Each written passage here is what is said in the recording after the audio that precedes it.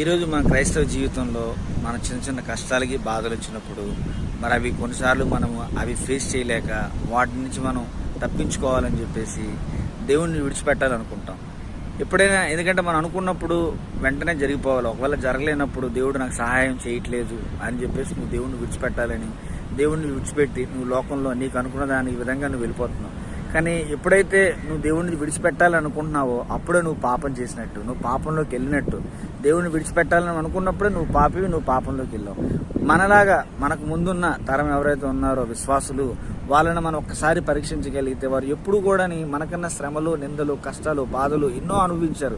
కానీ వాళ్ళు ఎప్పుడు దేవుడిని విడిచిపెట్టలేదండి. మనం చూస్తే యోసేపు ఆయన చిన్ననాటి వాళ్ళ అన్నదమ్ములు ఆయన్ని మరి వదిలేస్తే మరి ఆయన బానిసలుగా మరి ఐగుప్తులు ఆయన్ని కొనుక్కొని బానిసలుగా ఉంచుకున్న మరి ఆయన ఎప్పుడూ పాపం చేయలేదు. పొతీఫర్ ఆయనకి అవకాశం ఇచ్చి ఆయన వ్యభిచారం చేయలేదు, పాపం చేయలేదు. ఆయన మరి 30 సంవత్సరాల వరకు ఎన్నో కష్టాలు అనుభవించాడు. దేవుడు ఆయన్ని ఆశీర్వదించాడు. మనం చూసుకుంటే అబ్రహాము ఆయన మరి 25 సంవత్సరాలు తన బిడ్డల కోసం ఆయన ఎదురు చూశాడు. కానీ ఆయన బిడ్డలు వచ్చినప్పుడు కూడా ఆయన ఒక మాట అన్నాడు, నేను ఈ జనరేషన్ ఈ లోకం కోసం కాదు, నేను ఎదురు చూస్తుంది పునాదులు గల ఆ పట్టణం కోసం నేను ఎదురు చూస్తున్నాను. అంటే వాళ్ళు చూడండి, ఎక్కడా కూడా వాళ్ళు దేవుడిని విడిచిపెట్టలేదు, దేవుడి కోసం ఎదురు చూస్తూనే ఉన్నారు. అయినను వాళ్ళు ఏమన్నారంటే మేము ఈ లోక సంబంధమైన దానికోసం ఎదురు చూడట్లేదు.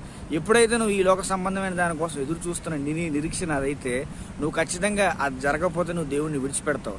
మన పౌలైతే ఏమన్నాడు, మన ప్రీతమ పౌలేమన్నాడైతే ఈ చులకనైన శ్రమ ఇంతలో కనబడే అంతలో మాయమే ఈ శ్రమలకి ఈ బాధలకి మేము భయపడము. ఎందుకంటే మా నిరీక్షణ రాబోయే లోకం కోసం.